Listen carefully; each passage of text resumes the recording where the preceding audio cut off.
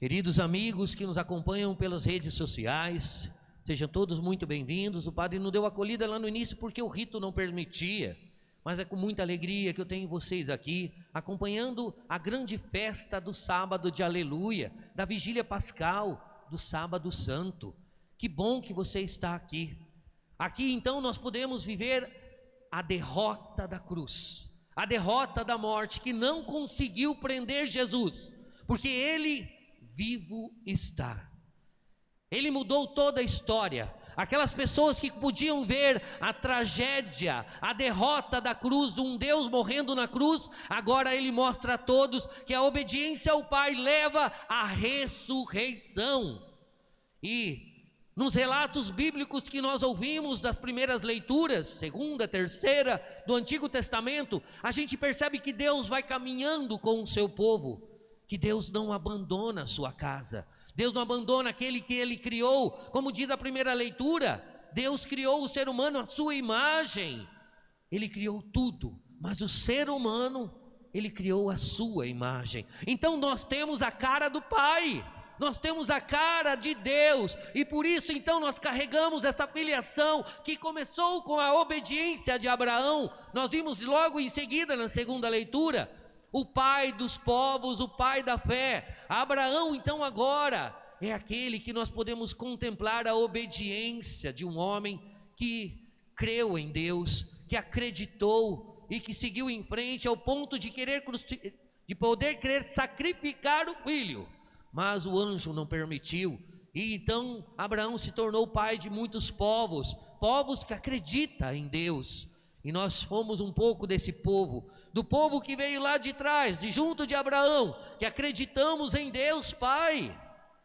Aí então nós podemos contemplar os benefícios de Deus na vida do povo. O povo, como sempre, erra, comete os pecados e se arrepende, e Deus vem com sua misericórdia e ajuda o povo. É assim que aconteceu com a escravidão do Egito. O povo então foi pego, perderam a batalha, o povo de Israel, e aí estavam todos presos, e agora eles tinham que começar uma nova caminhada de fé para poder se libertar. E aí então Deus faz prodígios e mais prodígios para a libertação do povo. Todos os prodígios, nós vimos um pouco deles aqui, que Deus então muda a nuvem de lugar. Uma hora a nuvem brilha para o povo, e o povo fica tranquilo à noite, enquanto ela se transforma em terror naqueles que perseguiam o povo.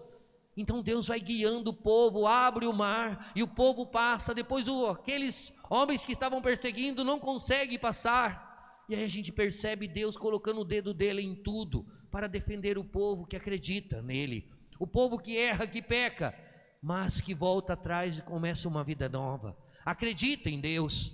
E aí então nós vamos percorrer. As leituras pararam aqui hoje porque o tempo não permite, a pandemia faz com que a gente faça menos leituras e tudo mais, para que tudo se torne um pouco mais breve, mas nós tínhamos mais leituras e muito mais, e nessas leituras a gente vai percebendo que Deus ajuda o povo se torna fiel a Deus. Aí o povo cai no pecado, e a desgraça cai com o povo, e o povo se arrepende, Deus vem com sua misericórdia, e sempre nesse ciclo, Deus ajudando o povo, sempre Deus ajudando o povo, ao ponto que Deus manda o seu Filho unigênito para salvar a todos nós.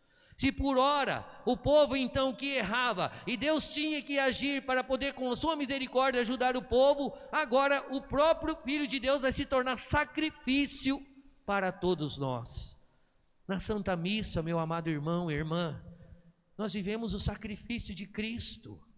Nós vivemos a cada missa o sacrifício de Cristo na cruz acontecendo, ao mesmo tempo que nós vimos também em cada missa a ressurreição de Cristo acontecendo. Se por um lado Deus, Jesus se sacrifica para o Pai, para nos salvar, do outro lado Deus Pai aceita o sacrifício e nós somos libertos, e em cada missa nós vivemos essa beleza.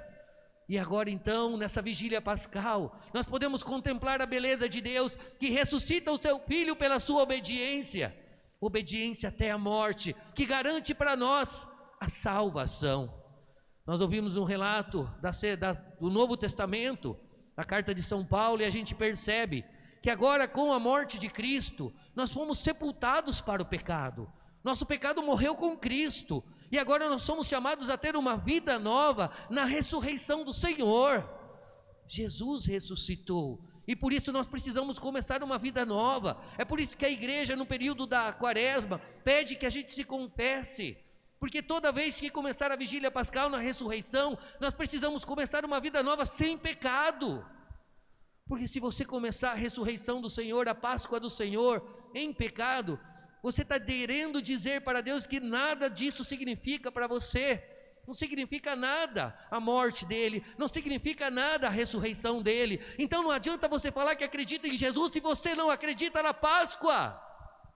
A Páscoa do Senhor é o momento ápice da igreja, é a grande festa da igreja, e a igreja vai preparando o nosso coração, com o perdão dos pecados da quaresma, vai trazendo a gente de volta na oração, para a gente poder então, no sacrifício do jejum, começar a viver a glória dessa ressurreição que vai chegar.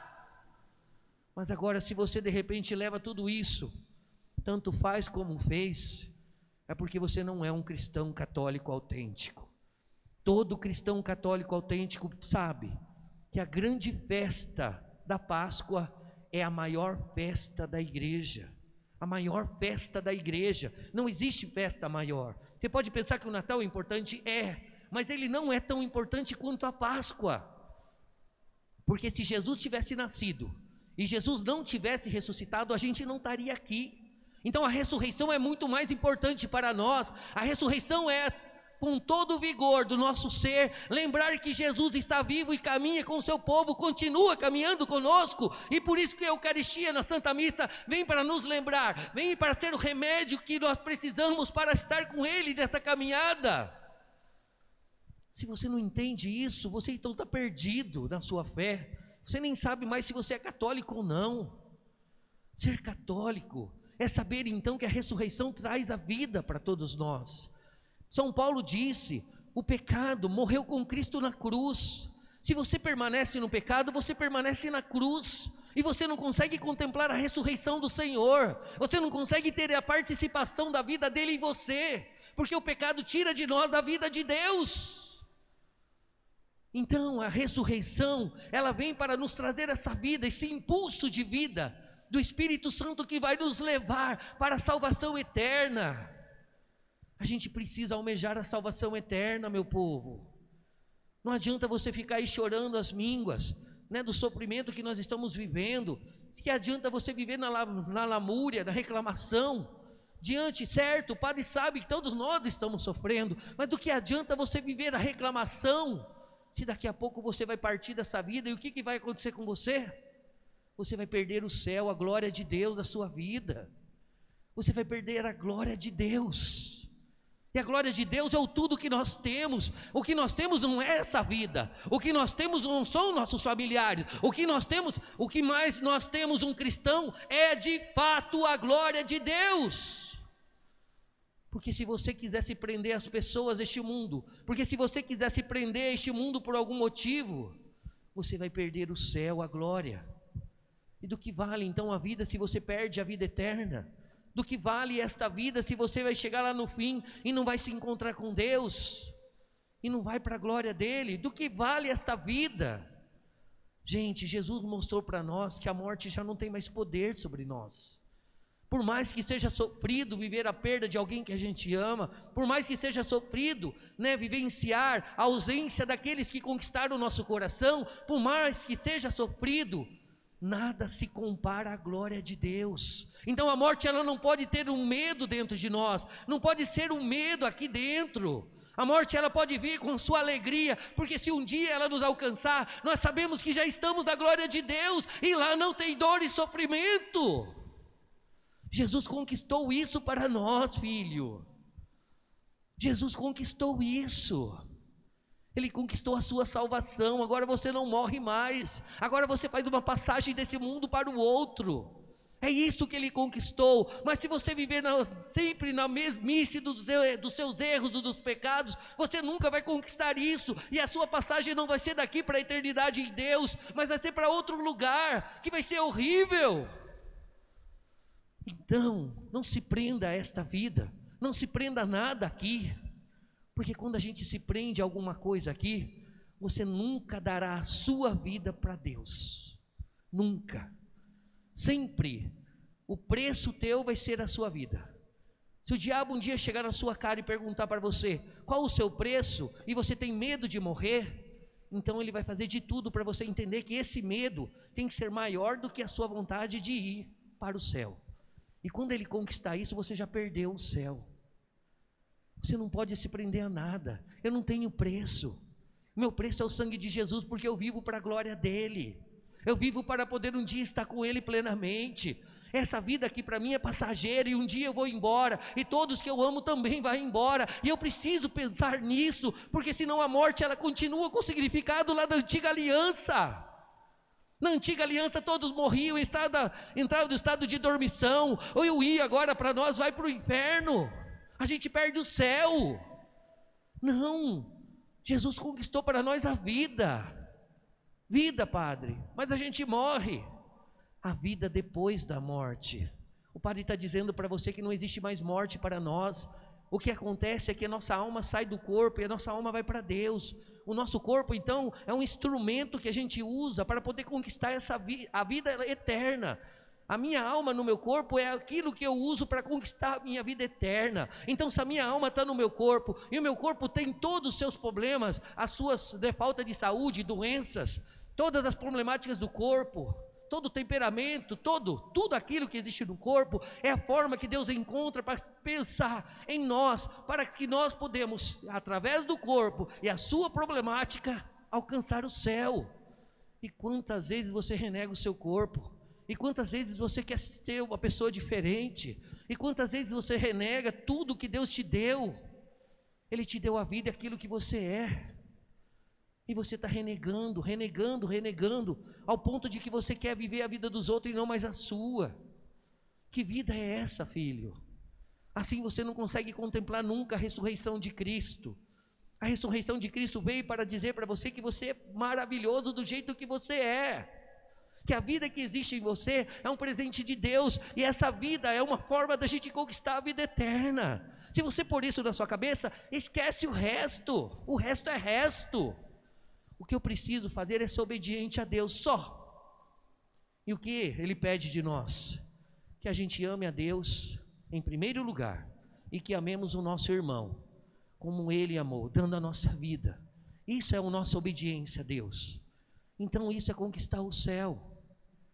A ressurreição de Jesus precisa mudar a minha vida, principalmente a minha forma de pensar a morte. Precisa mudar, porque senão você está preso à morte, com medo dela, e o diabo sempre vai usar a morte para te comprar, sempre, porque o seu medo de morrer é tão grande, que o diabo vai fazer o que quer de você, ao ponto de você sempre estar querendo fazer as coisas dele, para não morrer. Mas a morte, para nós, ela não tem poder mais. Aqueles que vivem em Cristo e entendem a ressurreição, a morte para nós não tem poder mais. São Paulo um dia disse: eu não tenho problema para morrer. Se um dia Deus me chamar, eu estarei plenamente na vida dele. Com outras palavras, São Paulo vai dizer bastante francamente isso: o viver para mim é Cristo, e o morrer para mim é lucro.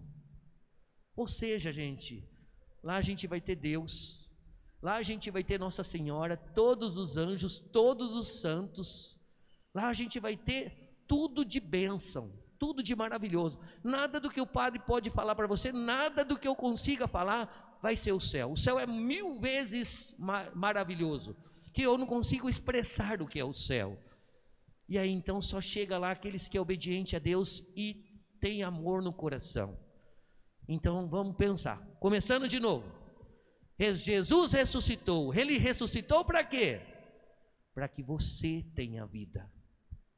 A vida dele é a sua vida. Se você não viver a vida de Deus em você, você está vivendo a morte dele. E a morte dele a gente já sabe. A morte dele para numa cruz.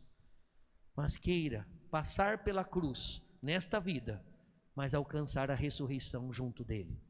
A vida é labuta, a vida é luta, é cruzes, mas é nelas que a gente alcança o céu. Então, comecemos hoje, amanhã é domingo de Páscoa, pensemos, O que você pode fazer na sua casa? Papai, mamãe, se você tem filhos, pode dar o ovinho de chocolate para o seu filho, se você tiver dinheiro, né? Porque a situação financeira também apertou. Pode dar a caixinha de chocolate? Pode. Mas você não pode dizer que o coelhinho da Páscoa é maior que Cristo. Isso você não pode fazer. Amanhã é dia de você falar que nosso Deus está vivo. Que amanhã é a maior festa que existe, porque Jesus venceu a morte. Ele foi nos infernos e tirou a chave do diabo e abriu o céu para nós. E agora nós temos a chance de entrar no céu. Então nós temos a chance de entrar no céu. Ele deu isso para nós, está na nossa mão. E é isso que você tem que falar para o seu filho. Então, antes de você desenhar os patinhas do coelhinho para casa, dá uma catequese, fala de Deus para o seu filho, porque não é o coelhinho da Páscoa que vai salvar ele, é Jesus que vai. Amém?